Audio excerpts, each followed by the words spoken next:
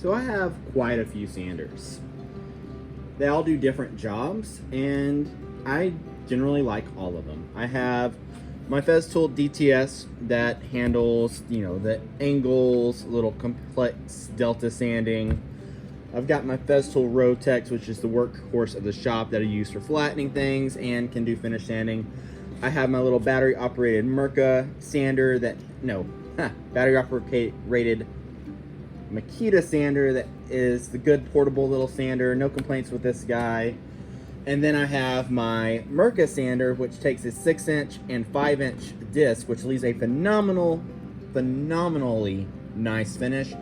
But the cheap little tab on the cord's already broken after a few months, and I have to tape it on, which is kind of annoying.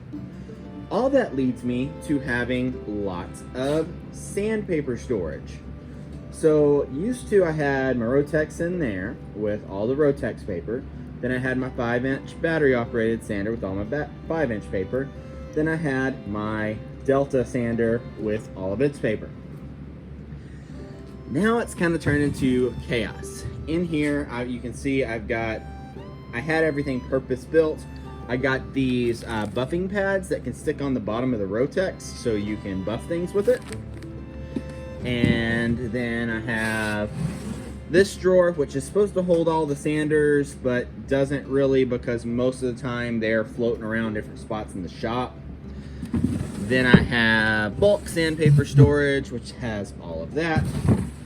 And then I have 5-inch sandpaper and everything else, which is just chaos.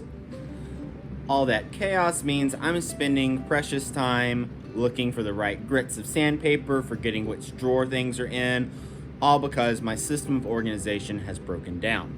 Now, I saw a lot of cool, dedicated sandpaper organizers that were on the walls, things like that in people's shops, and those are fine, but who knows if I'll have this exact setup of sanders in a few years. Maybe something new, better will come around. So I like everything modular, but then within that modular system, build it out to be specifically what I need.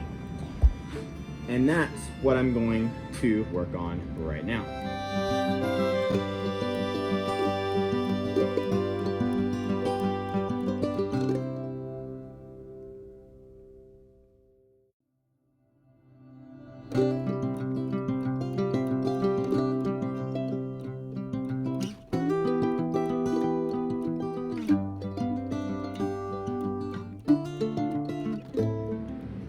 So I think this is what I want to do, is I have this lower drawer now, and so instead of sorting my paper vertical like this, which definitely works, laying it flat like this I think is the better way, because now I can see, oh, that's my 40, then I have my 80, then my 120, then my 180, then my 220. I probably need to rearrange how this works, and I can fit all the grits I use in here.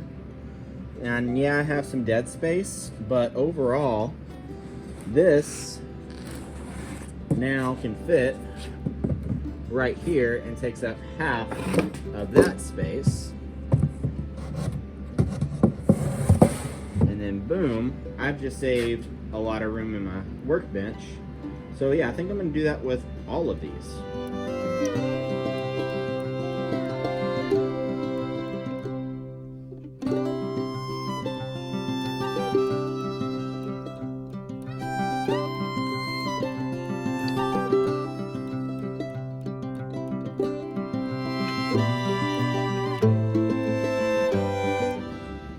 You're probably thinking that'll never stay that way. Well, obviously it won't.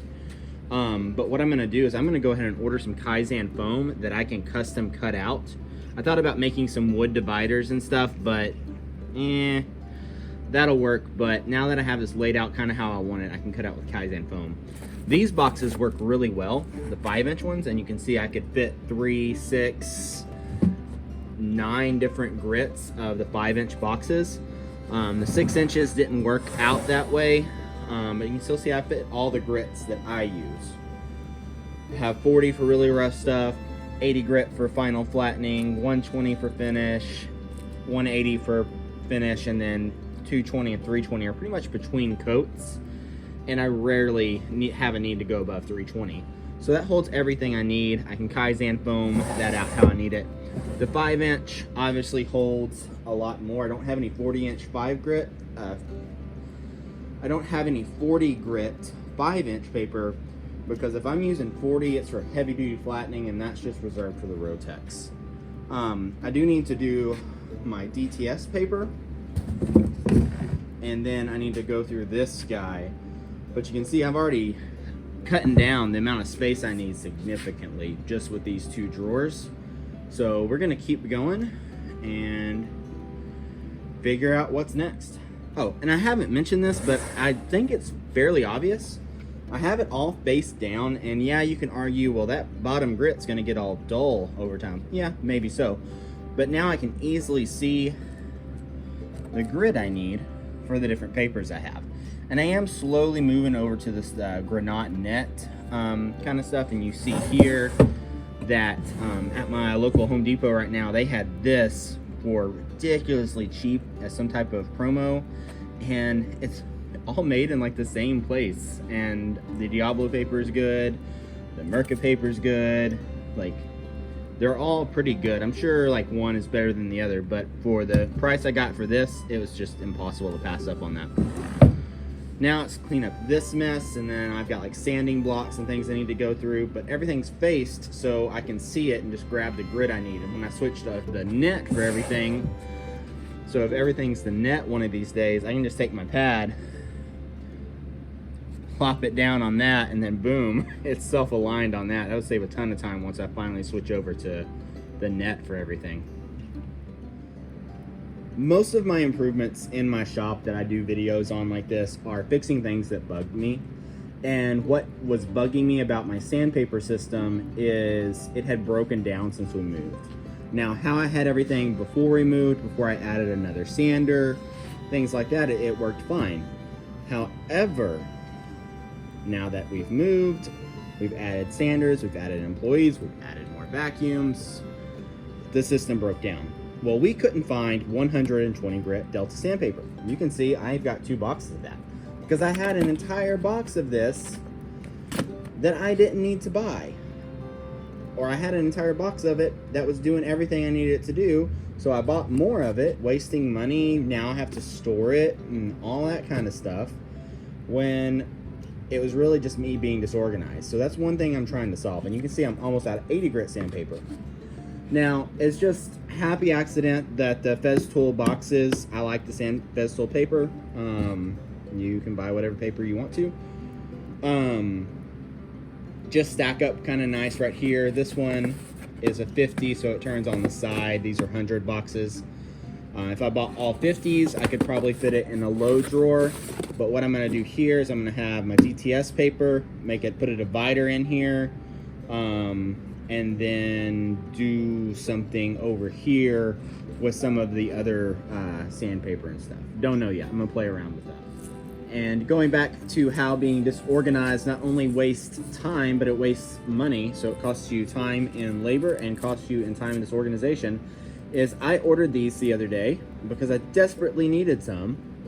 Well, it turns out I found 3 of these little pad saver guys in this whole process that I couldn't find before because I allowed myself to get very disorganized.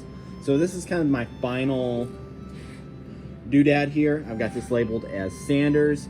You can see I've got my 5-inch Makita battery sander, Rotex, Merca, 5-inch Merca pad. Then I've got my DTS with the bag, and then a few little accessories.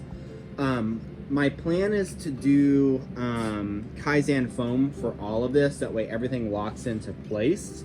And as a reminder, this sander, and this sander all came in sustainers. And you can see them way over there. And that would take up, I'd be able to fit 2 sustainers. So I'd only be able to fit 3 sanders into here, because sustainers take up a lot of space. If you're moving all the time, maybe it makes sense, but even if I was going to be working out of a trailer, all of my sanders in one drawer versus, 3-4 sustainers, easy choice. So anyway, so my plan is to live with this for about a week. I'm gonna We're gonna work in the shop. It's me and my lead carpenter. I can't really call him an apprentice anymore because he's kind of grown beyond an apprentice age. I'm trying to think of a good name for that. And we're gonna live with this for a week, see if we like it, and then go from there. So what I have is this little tray. I haven't built anything for. It's kind of my hand sanding stuff that I haven't ever used ever, honestly. Little sanding block. That's living right there to kind of keep dust out of the rest. I've got my 5-inch sanding disc. And what I've done is with my old pads that get worn off, I hot glued this to it, and that's my little hand sanding block. And then I can use these little guys like backing pads. This little foam guy can get folded in half, and I use my kind of worn out disc to be my hand sanding when I need a hand sand. Then I've got my 6-inch disc in here. Again, I'm gonna come back with Kaizen foam once we live with it enough to know like, hey, I'm gonna commit to this. So I need to find a good place for our sandpaper cleaners. These work really well. I'll put an Amazon link in the description for these because you should buy some. And then I've got my DTS 400, and this is my kind of catch-all drawer. So I'm thinking like all my sanding accessories will go in here. Eventually, this will probably change, but that's the great thing about this system is I was just able to knock out, you know, the stuff that was here and make this usable. And so if I need to change this in the future, that's super easy. So now, instead of 4 drawers holding all my sanding stuff, I've got 3.5. So I've freed up a good bit of this bay for other things. And maybe I just want to keep the space empty.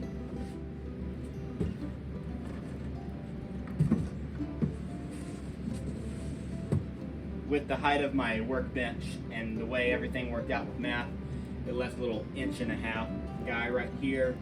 It's just kind of wasted space. Unless I want to build a specific drawer for it. And that's just kind of, when you work in a system, sometimes the system breaks down a little bit, but no big deal. So now I've got all my sanders right here. Pretty easy to get to. My 3 most used sanders. That one's a little bit of a reach, not that big of a deal. And then of course if they're in use, they can just kind of hang out here in the Paul workbench. This guy is now free to get cleaned up, and then will just be an extra drawer for something. I dumped all my vacuum accessories into there, into this drawer. I'll need to do something with that later, but I'm gonna clean up this little mess and call it a day. So guys, I hope you found this video useful. This is just something, the way I kind of do my shop, and trying to give you inside peek into how I make my living in this little shop. And that comes by being as organized and as efficient, as lean as possible, to make sure I'm using my time wisely and just doing things that make my life easier. What we realized the other day was we were trying to hit a deadline, right? And so we were both pushing ourselves really hard and both working hard. And what we realized is we can't keep that up 5 days a week. And so it's not about working harder and harder. It's about removing the friction that causes your flow to stop and make things hang up. Like our little rack I made there. I made a video of that the other week. Just a second, baby, and I'll come ride bikes with you. And now I've got to go ride bikes. The cost of buying extra sandpaper that I didn't need to buy, the cost of, crap, I can't find this. I've got to go through 6 drawers to find what I need.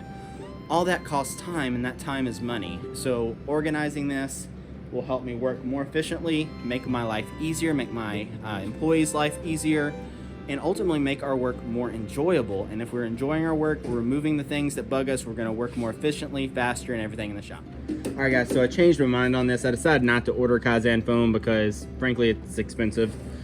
And I have tons of scrap plywood around my shop that otherwise just gets thrown away. So I just cut these dividers and then stapled them in place. They're not super secure. They don't have to be. It's sandpaper. So I've got this one organized, and then I did my 6-inch disc with hot glue, and hot glue has held up pretty good for little shop jigs. I went ahead and wrote on here with pencil. I'll probably get a label eventually, but I'm gonna see how this holds up. And a lot cheaper than ordering Kaizen foam, and use some scrap wood around the shop. So that's what I did. People watching Ride, can I see my picture? can't see it. I know. It's faced the wrong way.